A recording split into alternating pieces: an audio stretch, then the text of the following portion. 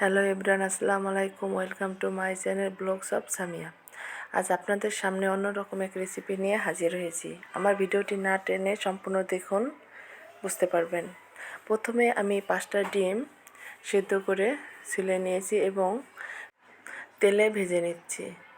তেলের মধ্যে হলুদ ও স্বাদমতো লবণ দিয়ে নেড়ে চেড়ে ডিমগুলো সুন্দর করে ভেজে নিচ্ছি। সব পাশটা যাতে সুন্দর করে ভাজা হয় সেজন্য সুন্দর করে ভেজে নিচ্ছি। তারপর আমি আগে থেকে কেটে রাখা আলু তেলে ভেজে নিচ্ছি। এভাবে আলু ভেজে নিলে বিরিয়ানিটা অনেক স্বাদ এবং বাচ্চাদের জন্য ভালো হয়। বাচ্চারা আলুটাই বেশি পছন্দ করে। আমি এখন আলু ভাজাগুলো উঠিয়ে নিচ্ছি। আলু ভাজা হয়ে গেলে আমি চুলায় একটা কড়াই বসিয়ে দিয়েছি। কড়াইয়ের মধ্যে ওই ভেজে রাখা ওই তেলগুলো দিয়ে দিচ্ছি। তারপর পেঁয়াজ কুচি দিয়ে দিচ্ছি। সব পেঁয়াজ দেওয়ার পর সুন্দর করে নেড়ে চেড়ে নিচ্ছি। যখন এরকম বাদামি কালার হবে তখন স্বাদ মতো লবণ দিয়ে দিচ্ছি। লবণগুলো পেঁয়াজের সাথে সুন্দর করে মিশিয়ে নিচ্ছি। তারপর 1 চামচ আদা বাটা, জিরা বাটা দিয়ে দিচ্ছি। দেওয়ার পর সুন্দর করে সব কিছু মিশিয়ে নিচ্ছি। আদা ও রসুনটা সুন্দর করে ভাজা ভাজা করে নিচ্ছি, কারণ আদা যাতে একটা গন্ধ না আসে সেজন্য তেলের সাথে আদা, রসুন ও জিরে সুন্দর করে ভাজা করে নিচ্ছি। তারপর অল্প পরিমাণ পানি দিয়ে দিচ্ছি। পানি দেওয়া হয়ে গেলে এখানে আমি 1 চামচ মরিচের গুঁড়া দিয়ে দিচ্ছি।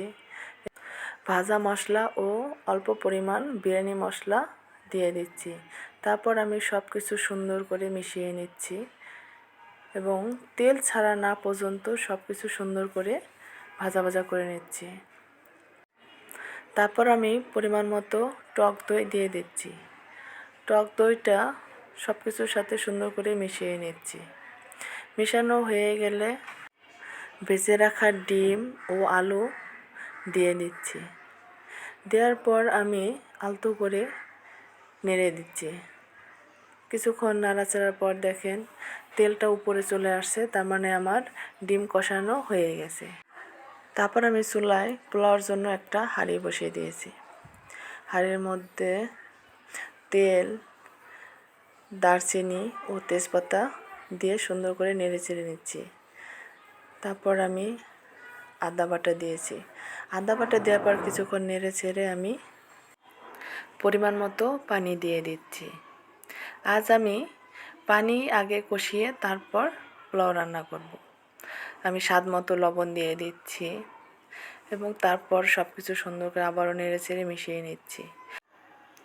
আমার আগে থেকে পোলাও চাল ধুয়ে রেখেছিলাম। পানি পলক আসার পর আমি চালগুলো দিয়ে দিয়েছি।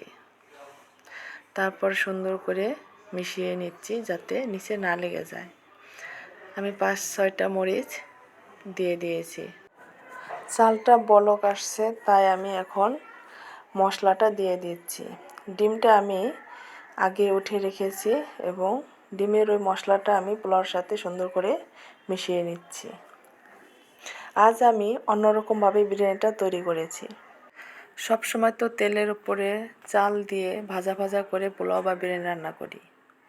আজ আমি পানি কষিয়ে তারপর বিরিয়ানিটা রান্না করেছি। দেখেন ঢাকনাটা উঁচা করার পর পোলাওটা কত সুন্দর ঝরঝরে হয়েছে। তারপর আমি ডিমগুলো দিয়ে দিচ্ছি। দেওয়ার পর আমি আবারও ঢেকে দিচ্ছি। ঢাকনা ওঠানোর পর দেখেন আমার পোলাওটা কি সুন্দর এবং পারফেক্ট হয়েছে। চারপাশটা কত সুন্দর এবং ঝরঝরে হয়েছে, দেখতেও সুন্দর হয়েছে মাশাআল্লাহ। আমার ভিডিওটা যদি আপনাদের ভালো লাগে লাইক, কমেন্ট ও শেয়ার করে দিবেন। আল্লাহ হাফেজ।